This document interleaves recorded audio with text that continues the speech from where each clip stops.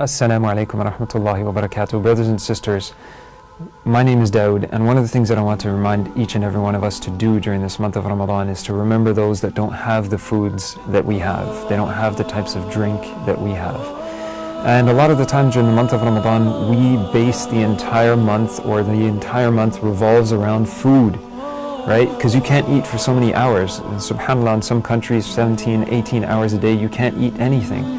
And the number one thing on all of our minds is food. Now we should try and change that, because that hunger and that thirst that you feel is only your body submitting to the oneness of Allah subhanahu wa ta'ala. You are constantly in the remembrance of Allah subhanahu wa ta'ala. You're constantly being obedient to Allah. This is ibadah that you're doing all day long, from the moment that you start fasting to the moment that you stop fasting. Good rewards are being written down for you, insha'Allah ta'ala. Now, remember those that don't have the food and the drink that we have.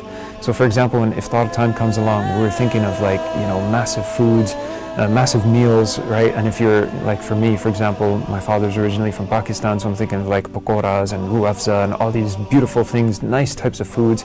If you're from Malaysia, you're probably thinking of like nasi ayam and maybe mee goreng and stuff like that. You just want to eat those types of foods that you like, fish and chips, burgers. The parts of the world that you're from is the types of food that you want to eat.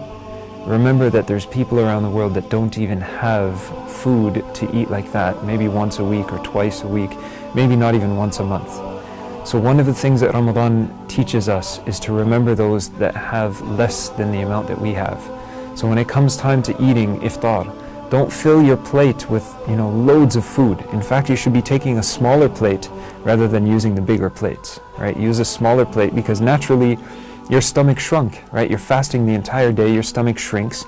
So you're not going to eat the amount of food that you normally would eat in your day outside of Ramadan. So take a smaller plate, put food on that plate, and feel as though that is enough food that you need to quench the hunger and the thirst that your body is feeling. Remember those that don't have the foods that you have. So for example, when you're eating dates, you have nice beautiful dates that you got from Madinatul Munawwara, for example. There's people around the world that can only crave and think of dates, but will never ever taste the taste of a date from Madinatul Munawwara. And you might have Zamzam, for example. Some people go to Mecca and they bring Zamzam back to their country, or someone who came back from Hajj or Umrah, they gave you Zamzam, and you're breaking your fast with dates and Zamzam every single day. There's some people who can only dream and imagine what Zamzam tastes like.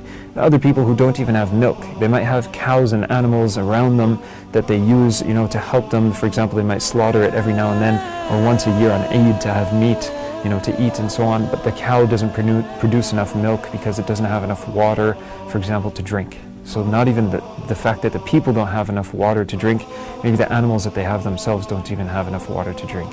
So remember those people around the world that have lesser than the amounts that we have, and inshallah that's going to allow us to get closer to the remembrance of Allah subhanahu wa ta'ala, allow us to excel in our ibadah, and allow us to feel more sincere when we feel that thirst and that hunger in our mouths and in our stomachs.